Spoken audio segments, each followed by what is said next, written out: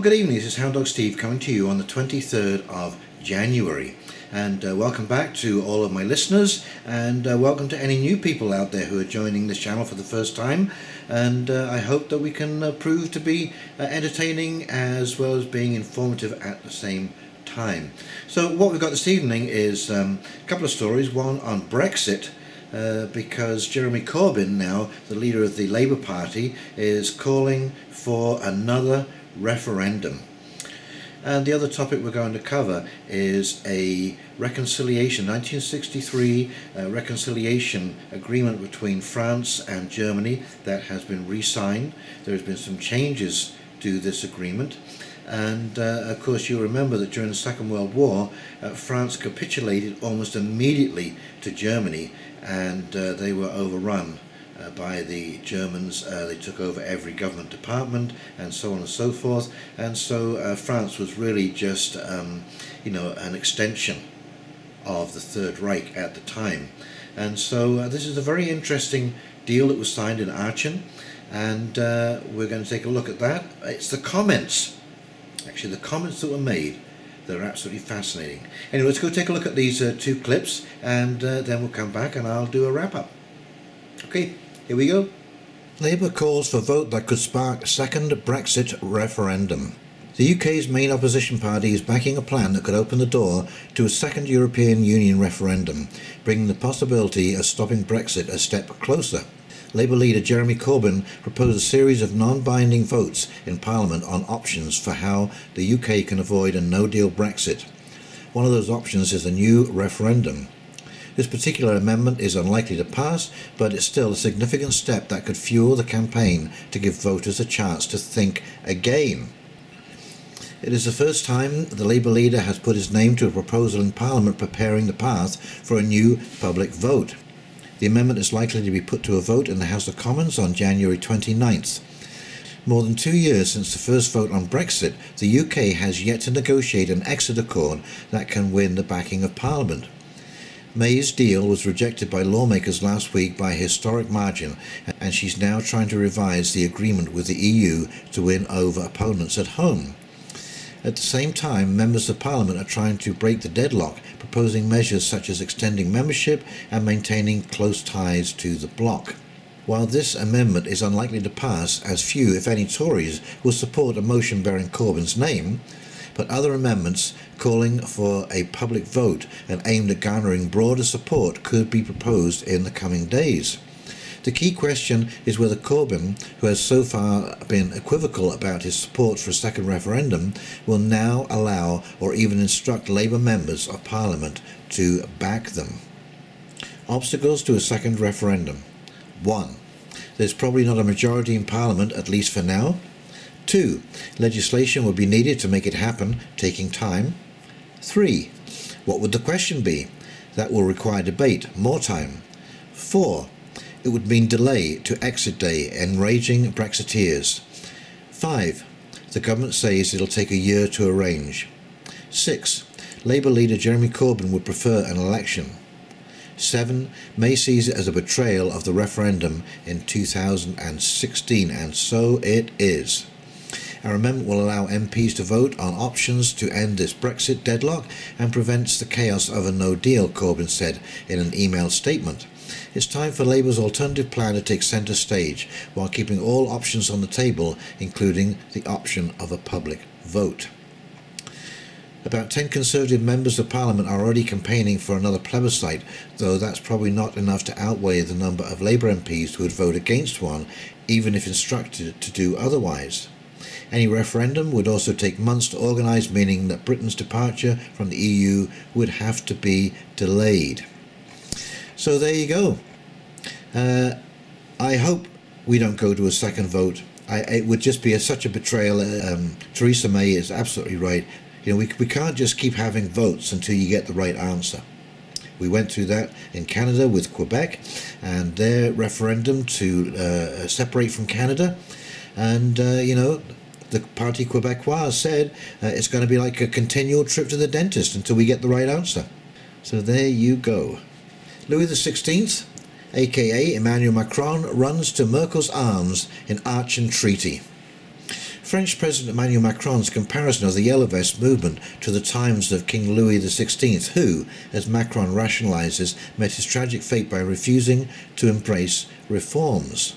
Emmanuel Macron told 150 corporate executives gathered at Versailles, including Uber CEO Dara Khosrowshahi, JP Morgan Chase CEO Jamie Dimon, and Coca-Cola CEO James Quincy, that a lot of people thought it was not a good date to gather here, referring to the execution of French King Louis XVI, who was guillotined on January 21st, exactly 226 years ago on Monday.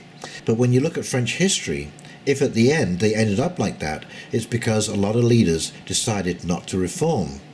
The meeting held by Macron was called together in part to alleviate investors' fears after 10 weeks of Yellow Vest protests throughout France and spreading across Europe. According to RT, the nationwide protests have sometimes turned violent and, according to Macron's office, have caused concern among foreign investors hoping to cash in on Macron's business-friendly reforms.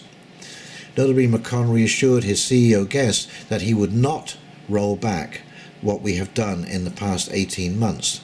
Unpopular labour and tax reforms that have been cited as sparking the Yellow Vest protests.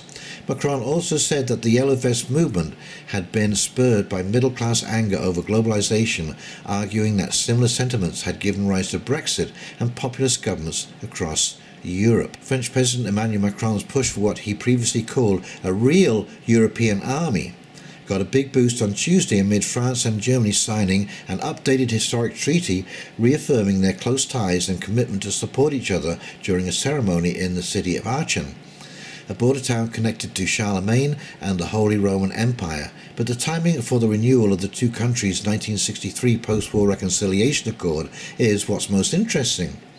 Given both the rise of Eurosceptic nationalism, the uncertainty of Brexit, and just as massive Yellow Vest protests rage across France for a 10th week. Macron addressed this trend specifically at the signing ceremony with the words, "At a time when Europe is threatened by nationalism, which is growing from within, Germany and France must assume their responsibility and show the way forward."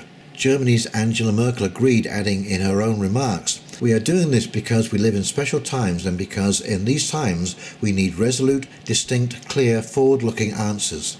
The agreement, which is being described as sparse on specifics or detail, focuses on foreign policy and defence ties between Berlin and Paris. "Populism and nationalism are strengthening in all our countries," Merkel said to EU officials at the ceremony.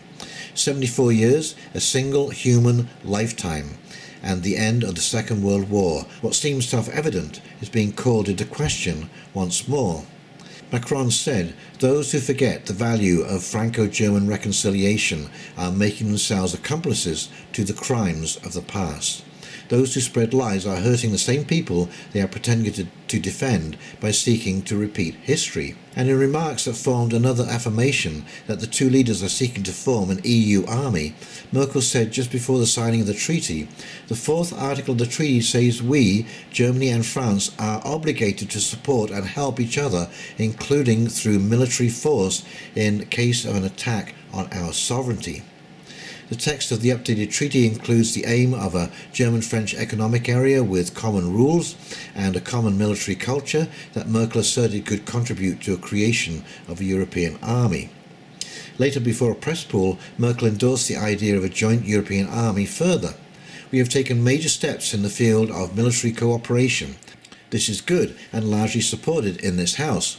But I also have to say, seeing the developments of the recent years, that we have to work on a vision to establish a real European army one day." She clarified that the new military organisation wouldn't exist as a counterpart to or in competition with NATO, similar to prior comments she made before the European Parliament. It can be a good complement to NATO. This was also in support of Macron's early November statements, wherein he said of the proposed EU army, "We have to protect ourselves with respect to China, Russia and even the US." Words that were issued on the heels of President Trump's initial announcement that the US would withdraw from the Intermediate Range Nuclear Forces Treaty. Despite such assurances, analysts say that the natural and long-term byproduct of a real European army, as Macron and Merkel are suggesting, would be the slow eroding and demise of US power in the region, which would no doubt weaken the NATO alliance. The closest thing to a current EU army that does exist, if it can even be called that, the Common Security and Defence Policy, is generally perceived as more of a civil and emergency response joint EU member mechanism that would be ineffectual under the threat of actual military invasion or a major event. Meanwhile, perhaps a prototype EU army is already in action on the streets of Paris, revealing what critics fear it may actually be used for in the future.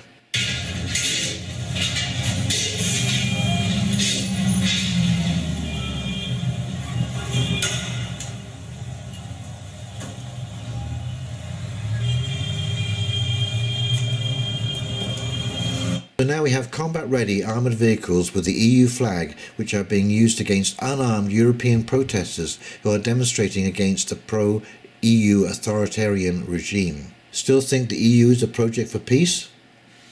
There you go. The expected pushback came swiftly and fiercely as Marine Le Pen, the leader of France's National Rally Party, slammed the updated Aachen Treaty as an act that borders on treason, whilst others worried that this is an attempt to create a super EU within the bloc. Alexander Gauland of Germany's Alternative for Deutschland, AfD, for example, warned, "As populists we insist that one first takes care of one's own country. We don't want Macron to renovate his country with German money. The EU is deeply divided. A special Franco-German relationship will alienate us even further." Now, what I find interesting and what sort of ties these two stories together is that they're both globalist narratives. And so, Macron and Merkel have basically signed a deal that will allow them to take up arms should nationalism and populism become too strong a force within Europe. And of course the Brexit deal shows, when you want to have a second referendum because you didn't get the right answer the first time, how can you trust somebody when you can't shake hands with them and the word is the word? What you agreed on is what you agreed on. This is absolutely unconscionable. I don't know how anyone could ever think of allowing a second referendum, because I can say this, if the yes side had won to stay in Europe, there would be no second referendum. I can guarantee you these people would be standing up to Jeremy Corbyn, who's been a flip-flop on this issue. He was pro and then against and then pro and then against, and now I think he is just using this as a media stunt to gain notoriety and put his face in the papers, because it's just another kind of delaying tactic, and like I say, I don't think this is going to go ahead. But if it does, I think they may get a bit of a surprise. As Nigel Farage said the other day, people know when they're being buffaloed, and you might find that there is an incredible, it'll be like a 75% of the population say, no, we want to leave. Because over the last 2 years, we have seen every block and stall tactic employed. The agreement was a last-minute agreement. It was flawed. There was many issues that couldn't be resolved, and so of course it was voted down. And I think personally, my personal opinion is the best way forward now is a no-deal Brexit. We're going to do the hard exit, and we'll see where the cards lay, and we will take it from there. But like I say, just bear this in mind when you're talking about globalists. No contract is sacred to them. They will change the deal after it's signed. They will force a second referendum if they can. The same with that they've done with elections in Spain, in Portugal, in Greece. They wouldn't swear in duly elected presidents and prime ministers of Greece. They tried to do the same thing in Italy, and thankfully they were strong enough to stand up to these people. But I think it's a terrible indictment to reveal to the public that you cannot be trusted to keep your word. And I have a real problem with that. It makes me very concerned about where these people would like to really take us. And we only get glimpses of that through the Agenda 2030, the UN agenda, and again, it's a long, wordy document, and it says things in such a way that are so ambiguous. as all of these documents are. Anyway, that's about it for those two documents. I hope you've enjoyed this video, and if you do, please like and subscribe below. Click that big red button, it really helps when you do. And I hope you'll come back and join me. I'm trying to put up at least one video a day, because this whole narrative is moving forward so quickly. There's so many things happening right now. I mean, if I had time, I could probably actually do 4 or 5 videos a day on different topics. Okie dokie, in the meantime, this is Hound Dog Steve signing off. You take care, you have a great week, and we will talk to you very soon. See you now. Bye.